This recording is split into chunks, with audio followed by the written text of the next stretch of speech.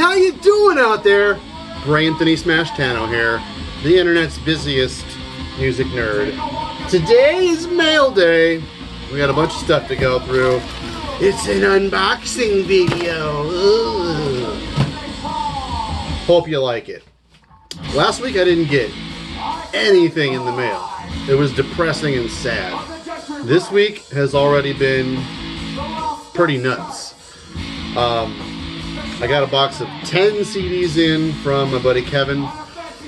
We may get into those at some point. I don't know. We'll see. Just kind of feeling like doing something kind of different today. While I flap my gums, we're going to listen to the Tanks. The album is called Keep Breaking Down, and this is a 12-inch vinyl. Yes. Been kind of digging the vinyl lately, ever since I did my vinyl tag 20 questions video. These were some local blokes who all don't live here anymore. They played in my basement once, and I sang for them at their last show. Sadly missed, but great memories. So, let's get into this. I don't know what a couple of these are. Love Garden Sounds. Looks like a CD. It's probably a CD.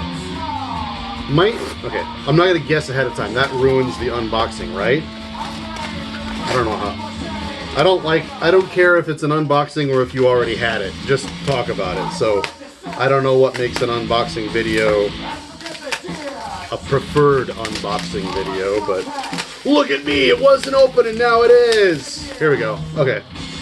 Wow, this was quick. I just ordered this like maybe Monday or Tuesday, but filling in my Flesh Crawl collection. This is As the Blood Rains from the Sky, We Walk the Path of Endless Fire. Yeah, I love Flesh Crawl. Gonna get all of their albums eventually. I've got all the expensive and hard to find ones out of the way, so that's rad. That popped up, I think, on my Discogs the other day for really, really cheap. You ever like just stand in awe of the handwriting of the Europeans? My God. So this is kind of a funny story. This is one of those things, like in my Discogs wish list, I keep things there just in case somebody sells it for way less than it ought to be going for.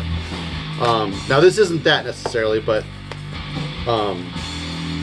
this isn't the case anyways, but it turns out I think this is probably a bootleg, but you know, people are kind of lovingly bootlegging or reissuing without authorization stuff on their own these days. And it's not really doing a whole lot of harm to the bands. You know, we can get into a lot of discussion about that, but just the fact that nobody's charging $1 million for this stuff really just means it's kind of keeping this stuff in circulation. And it's not, I don't think anyone's dumb enough to, you know, think, oh my God, this is an original, God, this is really well packaged. Some idiot is selling this demo on Discogs for $7 and it's the real thing. So, I don't know, I kind of enjoy it, but I don't like cassettes very much, so I don't really partake in it very often. So, here it is, in all its glory. Yeah, that's right. This is the Ablaze My Sorrow demo, titled As the Rain Falls, maybe? The Rain That Falls? I think that's it. This is pretty well done. I would believe that this is maybe... No, this is... There's no way this is real. But it's kind of on some nice thick cardstock. Not too bad. I paid like €8 for it. Funny thing, the thing about it is though, the guy, the seller, I mean, that's kind of nondescript. The guy wrote me and he was like, I don't know if this is real or not, but I got this from a distro and, you know, just letting you know. So I was like, I appreciate it. I kind of know it's probably not real or whatever. But then, like, the next day, it popped up in my wish list again and he had another copy of it for sale. Whatever. This is a really, really, really sick demo. Ablaze My Sorrow is an amazing Swedish melodic black death metal band. And these are the same songs, I think, as on the debut, and that usually makes me not care about a demo. I'd rather just have, you know, the debut version of an album, but the vocals on this demo compared to the debut full length blow it out of the water, and I wish the vocals on this demo were on the debut. So I don't know, check this out if that sounds interesting. As usual, links down below. I think I know what this is. Is it pathetic of me that I order so much stuff that I'm not sure what I ordered? Sure makes for a lot of great content. Suffocation, Effigy of the Forgotten. I don't know, this is sealed, but it says Road Racer on it, 1991. I don't know, but I had forgotten that this was like the only Suffocation album lacking in my collection. I don't know how it spaced it off, but finally found a copy of it for decent, and I decided to pull the trigger. Not very familiar with this album, as a matter of fact. I've had Human Waste and Breeding the Spawn, Pierce from Within, my favorite. I picked up Blood Oath a couple of years ago, and the live album is terrific. I also have Despise the Sun, but I think that's it. Not really sure where I stand with the rest of their stuff, but I have been listening to Suffocation quite a bit lately. Killer band. Mike Smith is a fucking demon. Alright, now it's time for the big motherload. Yoshika Konishi of Nuclear War Now. I don't think there's a record in here, but I could be wrong. Nuclear War Now had a sale the other day. On Instagram, he posted, for the next few hours, all CDs are 50% off. So, I got on that shit right away. Man, I hate peanuts. I fucking hate packing peanuts. Mainly because my cat loves packing peanuts. And my cat's bathroom is my record room. How cool is that? Alright, so we got a bunch of CDs in here and a bunch of shit-ass fucking packing peanuts that are going to be hard to dispose of. So yeah, I jumped at the chance to kind of fill in some holes here and there on some stuff. Have you ever checked out the postcard program that he does? I think that's really cool. It's like a split postcard kind of thing where Nuclear War Now prints half of it and then some other DIY smaller label gets the other half, and then he puts them in all of his orders. I think that's a really cool way to help the underground brethren out. So, one of these is a present for someone who watches my channel, so I will set that aside and not show it and give away the secret. Alright, so first, four-way split between Abigor, Thy Darkened Shade, Nightbringer, and Mortuus. I don't really know what this is like or whatnot. I was kind of reluctant to get it for quite a while, but it is Abigor, and I do love those guys. So it was finally cheap enough, and I was like, alright, yeah, I'll grab it. I don't even know if I've heard it yet. This song is so good. Dying to tell. Next, we all know Sweden's The Black with their debut album, The Priest of Satan. John Nordveit was in that band. But a lot of people don't realize that they did a follow-up to that record called Alongside Death. Obviously, John Nordveit didn't partake in this because I think at this point he was in the ground.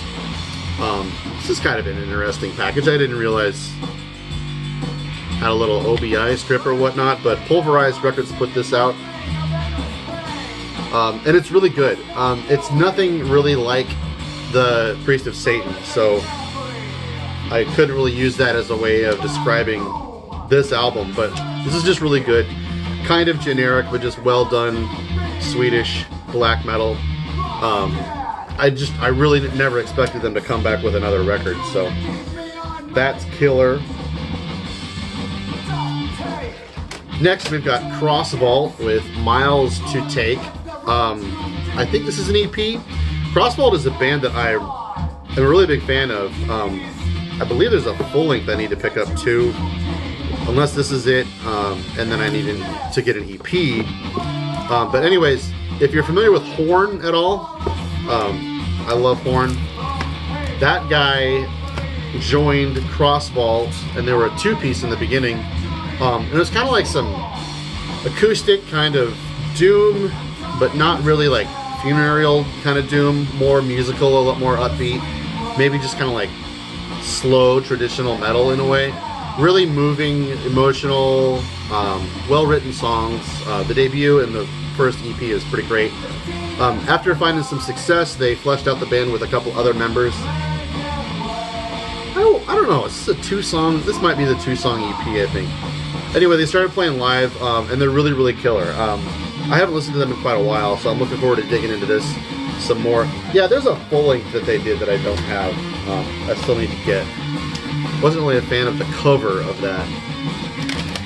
Next, we've got Mons Veneris, Metal Theologian Aaron. I hope you're watching. I don't know if you still watch my videos or whatnot, but Sibilando como Mestre Negro. So, this is a wild card fucking band or solo project to follow. Really, really fascinating stuff, and he's just got one of those. He's got a discography that's really hard to wrap your brain around. So, it's kind of hard to figure out where to land and whatnot. And every release is very different from one another, and this is the most unique one that I have heard so far. It is not metal whatsoever. It's got like these moaning, chanting kind of vocals along with these like sorrowful kind of violins, but like out of tune violins and cello or something like that. Every song kind of has pretty much the same instrumental kind of template going along with it. And it seems like it might be improvisational because there isn't like song structure to it necessarily. I've never really heard anything like it. It's really, really bizarre. And it's an album that I've kept in my car on the MP3 player a lot because it's just kind of a perfect kind of thing to put on when you don't know what to put on. My girlfriend really likes it. It is just really, really, really strange. Check this out. Sibilando, Comb, whatnot. So, I think a lot of his releases are pretty limited.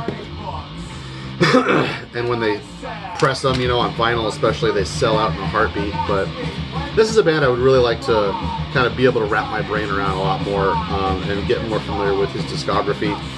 It's just really hard to keep up with him and find copies of his stuff. But glad to finally get that in.